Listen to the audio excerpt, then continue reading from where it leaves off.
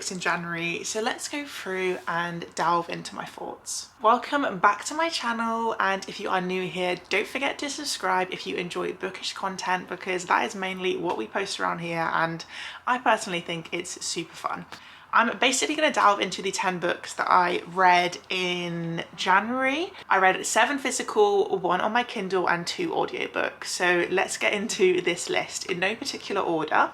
The first book I'm going to talk about is Twin Crowns by Catherine Webber and Catherine Doyle, and what can I say? This is one of my favourite books of the month of January. I rated it 5 stars.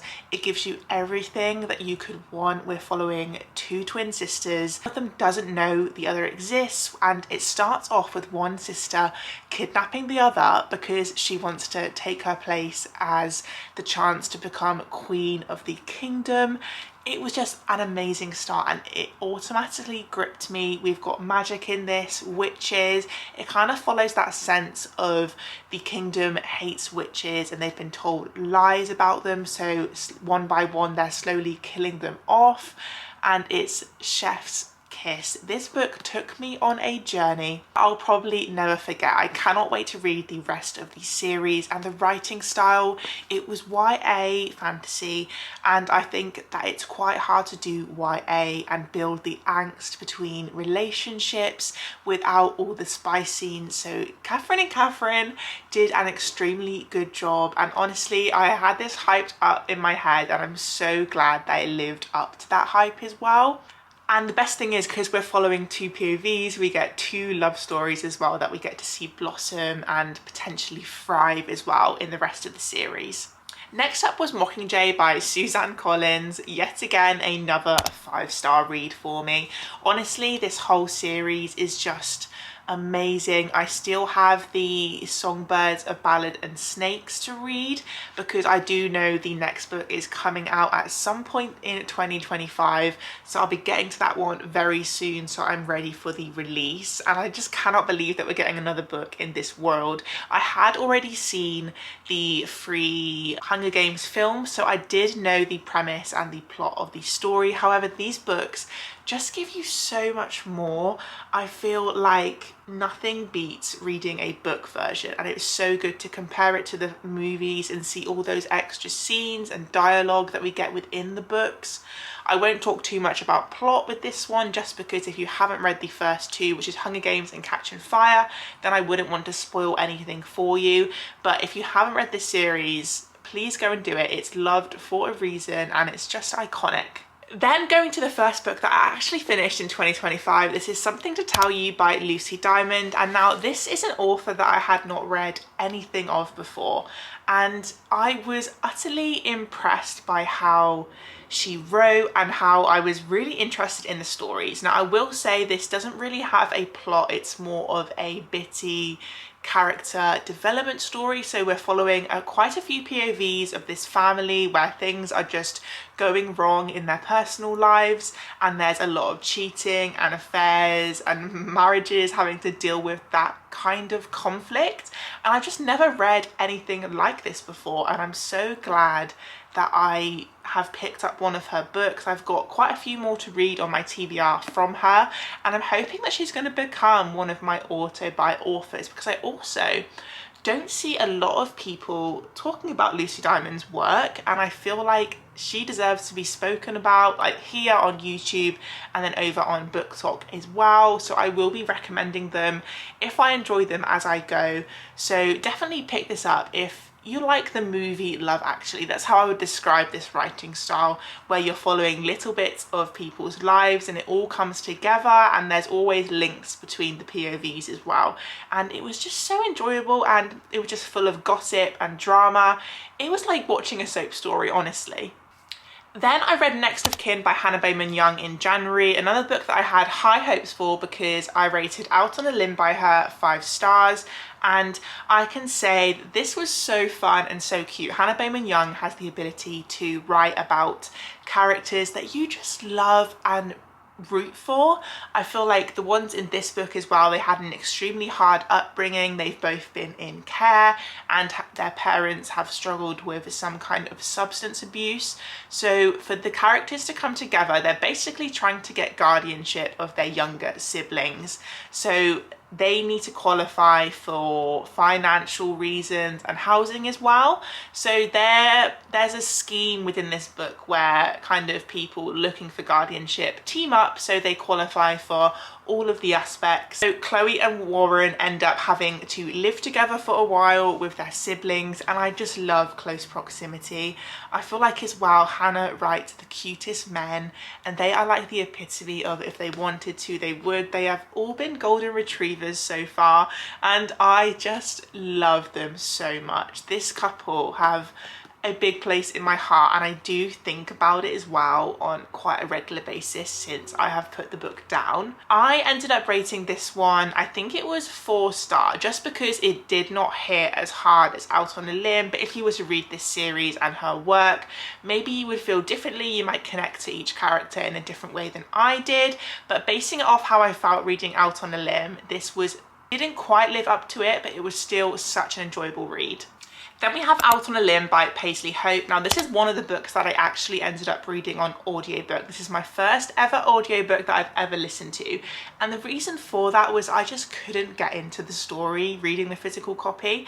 So I thought if I put it on audiobook and do something fun like colouring or playing Animal Crossing, then I can still get through the story, because I really do hate DNFing, because you just never know how an end of a book is going to make you feel, and your love for it can really grow as well. So this is another small town romance similar to that of Chestnut Springs, if you were a fan of that. I have seen a lot of people love these books, but for me, I felt as if there was just a lot of spice and our characters were kind of one-dimensional. I feel like maybe I just didn't have a personal connection to them. Yeah, I don't think I would have been able to finish it if I didn't listen to it on audiobook. But speaking of audiobooks, that was such a wild experience. Like listening to these Americans like do the fake cowboy accents, it was just so funny and entertaining, I will be honest. However, it is a bit awkward when there is like a spy scene, because obviously they're reading it out and kind of acting it.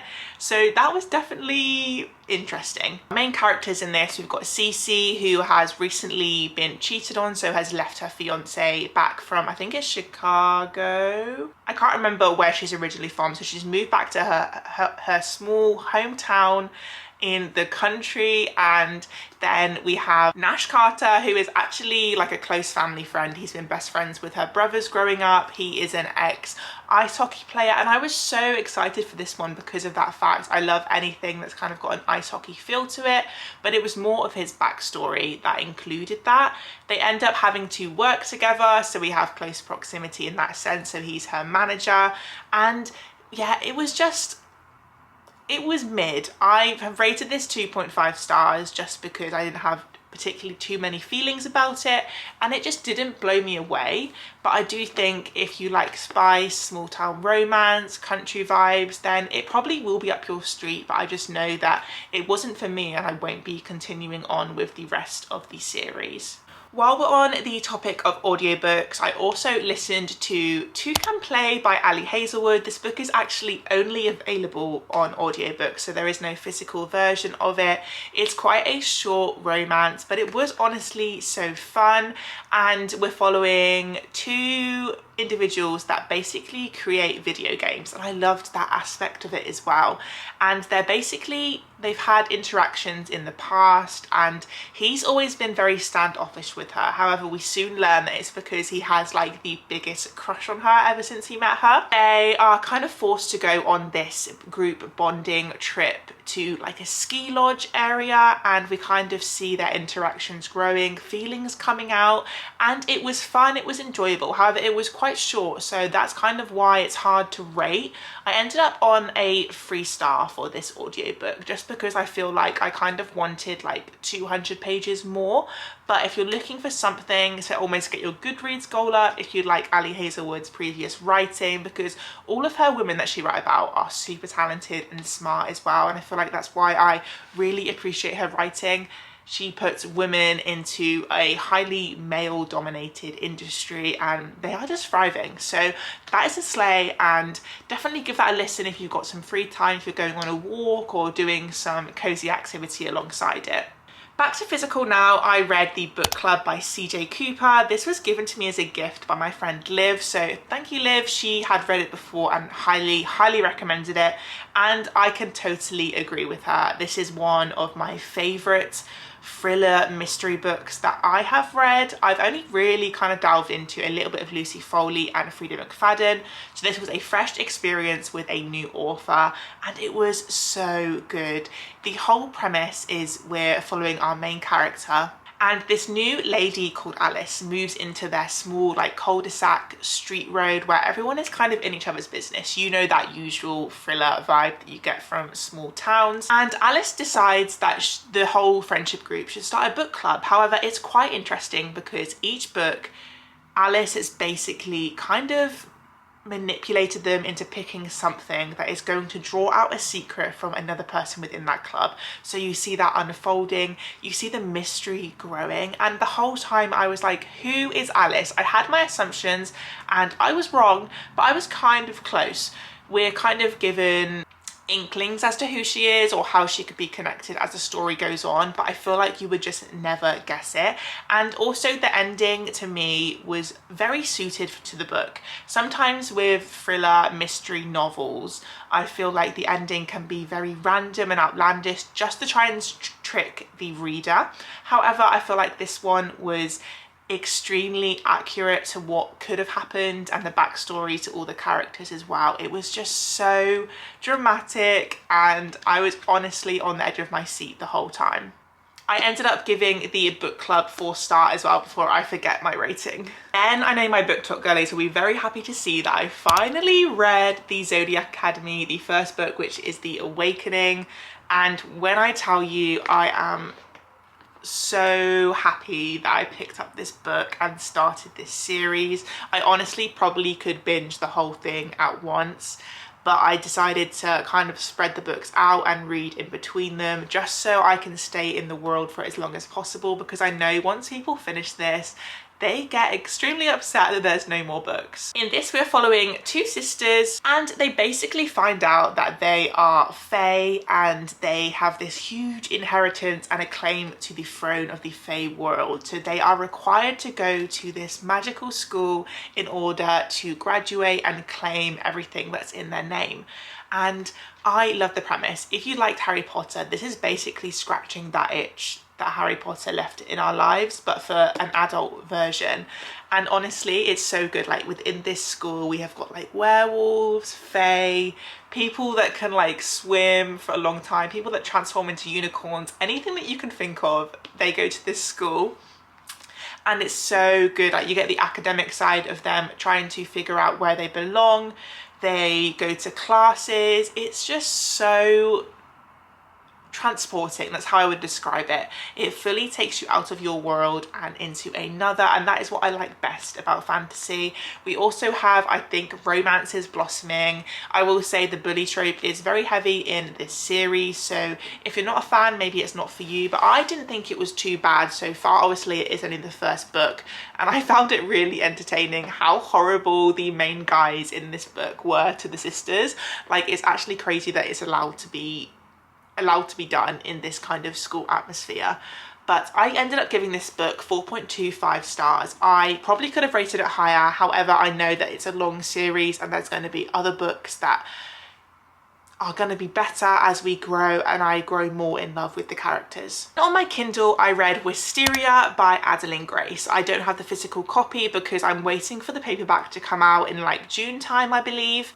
And this book, guys, I wasn't sure at the start. I nearly soft DNF'd it. However, I fully grew and loved it. We're following different characters to our first two books. I feel like that's why I was taken aback a bit, just because I loved following Sigma's story. And this time we are following two other people as they kind of grow together, and it's almost like a, not enemies to lovers, but they like a dislike to lovers, I would say. They don't get on and then they're kind of forced into this marriage that they have to fake and convince people that they are happy, and it's so good, the magical elements within this story. And honestly, I was in tears at the end of it. It was just so beautiful. Adeline Grace just manages to write about love in the most beautiful way, and it's so magical and whimsical at the same time. So please, I always say this, but start the Belladonna trilogy. I think there is a little novella coming out, but there'll be no more books for the whole story, so it is fully complete now. You can start it, finish it as to your own liking. Just please pick it up and give it a try, because many people that I've recommended the book to have absolutely loved it. But I ended up giving Wisteria a 4.5 star. Originally it was probably going to be like a 3.5, however it just got so much better, so stick with it if it's not for you at the start. And then finally, the last book that I read in January, my most anticipated read of 2025, Onyx Storm by Rebecca Yarros. This is the third book in the Empyrean series. The first book is obviously Fourth Wing and the second is Iron Flame. And when I tell you that Fourth Wing got me into reading, it got me on this journey, starting my book talk, starting my booktube as well. So I have this series to thank for that. And I'm sad to say that I wasn't obsessed with this book. I feel like we kind of take a step away from that romantasy feel, and this felt very war-based and strategy heavy for me.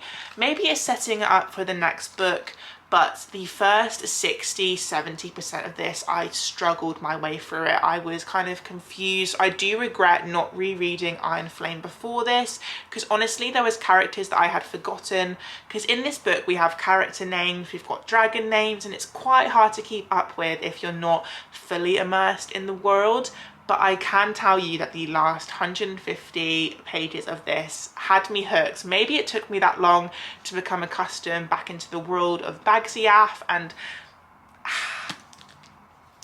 I adore Violet and Xaden, and I have since the start, and I would die for Xaden Riorson. That's probably dramatic, but it's the truth, okay? The ending of this book as well left us in a complete wanting of the next book, and I understand that Rebecca Yarros is taking a break, which she deserves. She has brought out some amazing books in her series, so I'm excited for the next one. And I ended up giving this one 4 stars. Sad that it's not a 5-star for me, because the other books in the series have been, but I'm glad that I finally got back into it, and I now know that when the next book comes out I need to reread this one before, just so I'm ready. So that is all of the books that I read in January. I feel like 10 books is a really good amount, and I'm so happy that I tried audiobooks as well. I feel like you just need to try these different forms of reading, and it honestly does help you like hit Goodreads goal as well, because instead of listening to music while you're doing things, you can listen to a book. So I've had a really good reading month. It's been very, I would say, fantasy heavy, but that is the kind of mood that I'm in right now. And there isn't really many romances that are on my radar that have been released, but I do know like Elsie Silver's bringing out a book in 2025, so I'm excited to continue on with that series.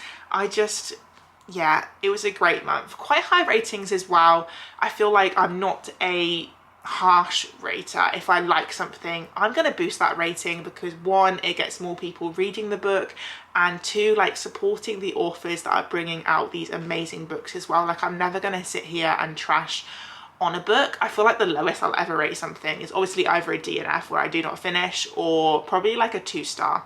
Anything below should have been DNF, so I've wasted my time reading it in my opinion. But I hope you have enjoyed this quick little wrap up of the books that I read in January, and don't forget to like if you have enjoyed, and subscribe to my channel if you want to see my face again and more bookish content, and I shall see you in the next one.